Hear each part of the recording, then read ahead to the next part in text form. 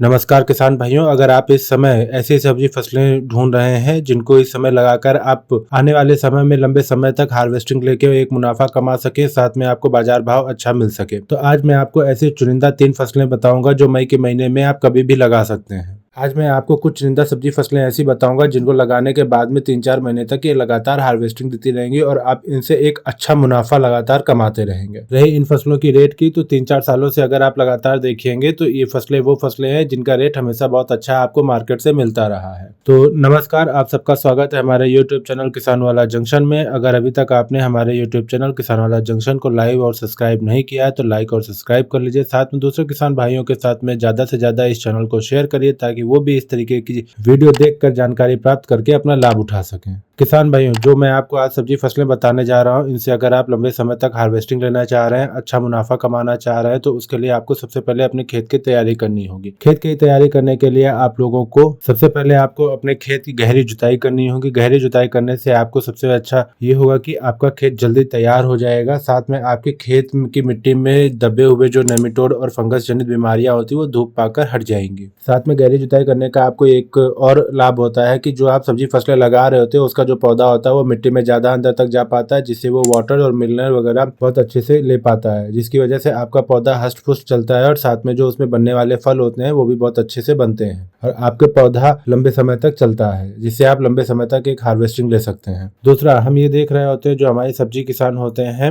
उनके खेत में लगातार नमी बनी रहती है, जिसकी वजह से उनके खेत में नेमेटोड और फंगस जनित बीमारियां होती हैं वो पनप चुकी होती हैं। तो जब आप गहरी सिंचाई कर देते हैं तो उसकी वजह से क्या होता है, आपके खेतों में धूप सीधे पड़ती है, गर्म हवाएं सीधे लगती हैं और खेत की मिट्टी के अंदर से होते हुए जाती है, जिससे जो है नेमेटोड और फंगस जनित बीमारियां खत्म हो जाती हैं। आपको अपने खेत की गहरी जुताई करने के बाद में 5 से 7 दिन के लिए छोड़ देना होता है। अगर आप ऐसा करते हैं तो आपके खेत से नेमेटोड और फंगस जनित बीमारियां पूरी तरीके से खत्म हो जाती हैं, किसी भी लागत के बिना। आपको किसी तरीके का भी पेस्टिसाइड या फंगिसाइड का स्प्रे वगैरह नहीं करना होता है, अपने खेत में नहीं डालना होता है, वो आपको धूप की वजह से ऐसे ही खत्म हो जाती हैं। तो आप लोगों को इस वजह से भी अपने खेत की गहरी जुताई करनी चाहिए। इसके बाद आपको अपने खेत में गोबर की सड़ी गली खाद डालनी होती है। आप 1 एकड़ में 4 से 5 ट्राली सड़ी गली गोबर की खाद डाल दीजिए। किसान भाई, ये बहुत जरूरी होता है कि अगर आप सब्जी फसल लगाने जा रहे हैं तो आपके खेत में सड़ी गली गोबर की खाद बहुत ज्यादा काम करती है, उसकी वजह से आपके पौधों को बहुत ज्यादा प्रॉफिट होता है। तो आपको अपने खेत में सड़ी गली गोबर की खाद जरूर डालनी चाहिए।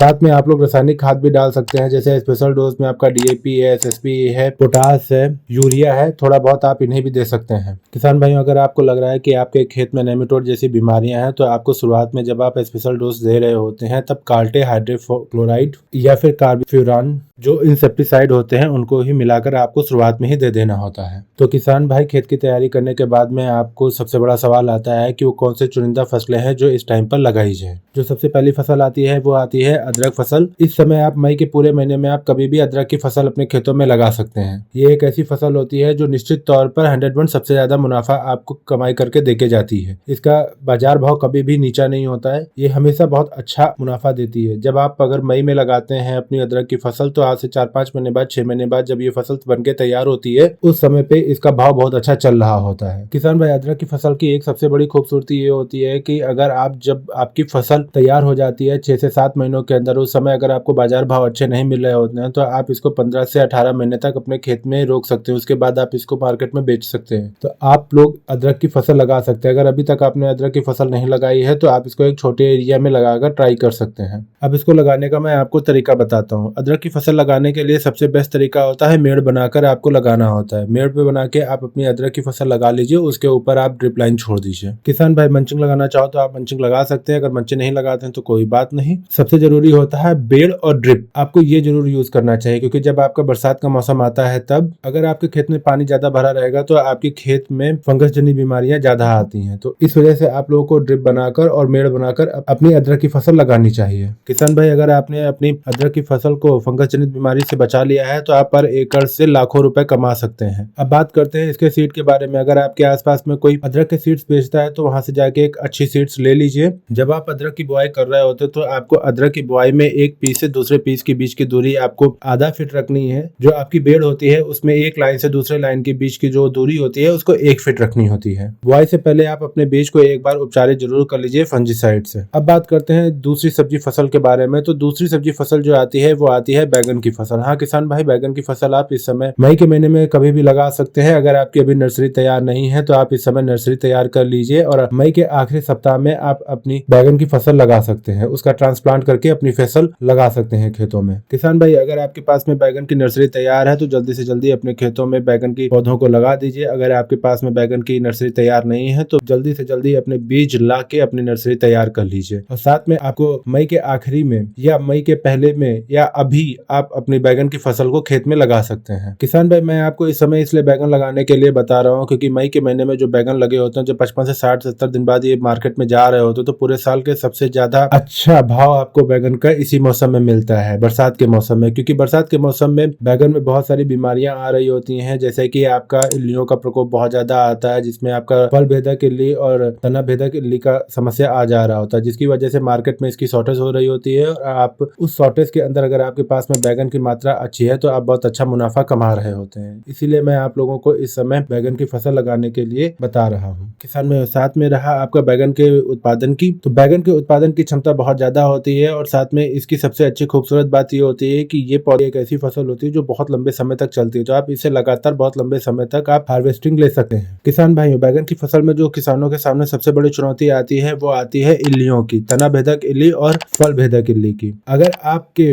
बैगन की फसल में इस तरीके की समस्या आती है तो आपको समय समय पे स्प्रे करना होता है और बहुत हाई टेक्निकल्स का उपयोग करना होता है, क्योंकि अगर आप हाई टेक्निकल का उपयोग नहीं करते हैं तो तने के बीच में जो इल्लियां बैठी होती हैं या फल के बीच में इल्लियां बैठी होती है, इनको आप कंट्रोल नहीं कर पाएंगे और बहुत ज्यादा नुकसान झेल जाएंगे। तो आप लोगों को समय समय पे इल्लियों को कंट्रोल करने के लिए आपको स्प्रे करते रहना होगा। अब बात करते हैं बैगन की फसल लगानी कैसे है। तो किसान भाई, आप इसको जो है क्यारियों में लगा सकते हैं, आप मेड़ बनाकर भी लगा सकते हैं, इसको आप बेड बनाकर भी लगा सकते हैं। को सजेस्ट करूंगा कि बेड बनाकर बनाइए और बेड के ऊपर आप मंचिंग और ड्रिप लगाकर अपने पौधों को लगाइए। एक रो से दूसरे रो के बीच की जो दूरी रखनी है वो आपको 3 से 4 फीट की लगभग रखनी है। एक पौधे से दूसरे पौधे की जो बीच की दूरी होती है वो 1 से 1.5 फीट के बीच की रखिए, क्योंकि बैगन का पौधा बहुत बड़ा होता है, साथ में उसकी चौड़ाई ज्यादा होती है, इसलिए आपको इतनी दूरी को रखना होता है। किसान भाई, इसके बाद बात करते हैं देसी सब्जी फसल के बारे में। ये एक ऐसी फसल होगी जिसको आप किसी भी मौसम में लगा सकते हैं, किसी भी मिट्टी में ग्रो कर सकते हैं, किसी भी क्लाइमेट कंडीशन में ये बहुत अच्छे से चल जाती है। वो फसल है आपकी घिया लौकी। आप इस समय जो है मई के महीने में आखिरी तक में भी आप घिया लौकी की बुआई कर सकते हैं। अब रही बात इसके रेट की, तो इसके रेट जो है 3-4 सालों से इस मौसम में हमेशा बहुत अच्छे मिलते ही मिलते हैं। किसान भाई, आप लोगों को घिया लौकी की भी फसल लगा सकते हैं। किसान भाई, इस समय अगर आप लौकी की फसल लगाते हैं तो आपकी जब ये लौकी तैयार होकर मार्केट में जाएगी तो आप पर एकड़ के हिसाब से लगभग 2 से 3 लाख रुपए मार्केट से कमा सकते हैं। पिछले साल ऐसा कई किसानों के साथ में हुआ था, इसलिए मैं आपको बता रहा हूँ। आप इस समय मई के महीने में लौकी की भी फसल लगा सकते हैं। किसान भाई, अब बात करते हैं इसको लगाने के तरीके के बारे में। अगर आप इसको लगा रहे हैं तो अगर आप इसको खेत में लगाकर नीचे ही बेल को बिछा दे रहे हैं तो उससे आप एक ठीक ठाक उत्पादन प्राप्त कर लेंगे। लेकिन मैं आपको सजेस्ट करूंगा कि आप अपने खेत में धोरे निकाल कर तब इसको लगाइए और एक धोरे से दूसरे धोरे के बीच की दूरी जो होती है वो आपको 6 से 10 फीट की रखनी है। फिर किसान भाई, इसमें जो है आप अपनी बीज सोविंग कर दीजिए।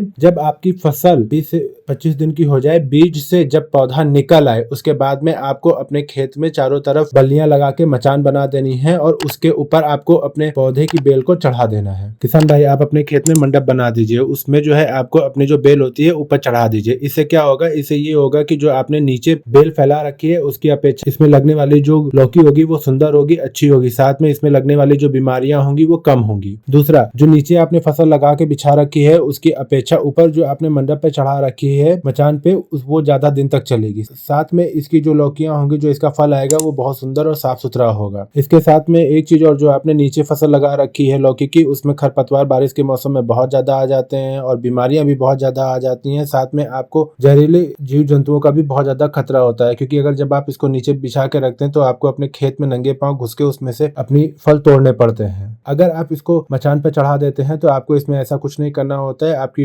लौकी जो होती है नीचे लटक रही होती है और आप उसको सीधे कट करके अपने पौधे से अलग कर सकते हैं। किसान भाई, अगर आप इस समय लौकी की फसल लगा रहे हैं तो आप उसको मचान बनाकर लगाइए। साथ में जो आप मचान बनाकर अपनी फसल लगाएंगे तो उसमें फूल ज्यादा आएंगे, फूल से जो है फल भी ज्यादा बनेंगे। नीचे बिछी हुई बेल की अपेक्षा इसमें ये सबसे ज्यादा प्रॉफिट होता है। किसान भाई, जो आप मंडप लगा के मचान लगा लगा के अपनी घिया की बुआई करते हैं, उससे जो फल बन रहा होता है वो बहुत साफ सुथरा और लंबा ताजा बनता है, जिससे आप जब इसको मंडी में बेचने जाते हैं तो तुरंत की तुरंत ये बिच जाती है और आप एक अच्छा मुनाफा अपने घिया की फसल से कमा रहे होते हैं। इसके बाद बात करते हैं इसके सीड के बारे में। तो सीड में आप VNR की हरूना लगा सकते हैं, माहिको 8 लगा सकते हैं, या फिर आप अपने मार्केट में जाके एक बार रिसर्च कर लीजिए कि आपके यहाँ पे कौन सी घिया की बीज अच्छे चल रहे हैं, आप उनको लगा सकते हैं। किसान भाइयों, अगर इस वीडियो में दी गई जानकारी आप लोगों को अच्छी लगी है तो वीडियो को लाइक करिए। चैनल को अभी तक अगर आपने सब्सक्राइब नहीं है तो चैनल को सब्सक्राइब कर लीजिए। साथ में इस वीडियो को दूसरे किसान भाइयों के साथ ज्यादा से ज्यादा शेयर करिए ताकि वो भी इस वीडियो को देखकर लाभ उठा सकें। धन्यवाद।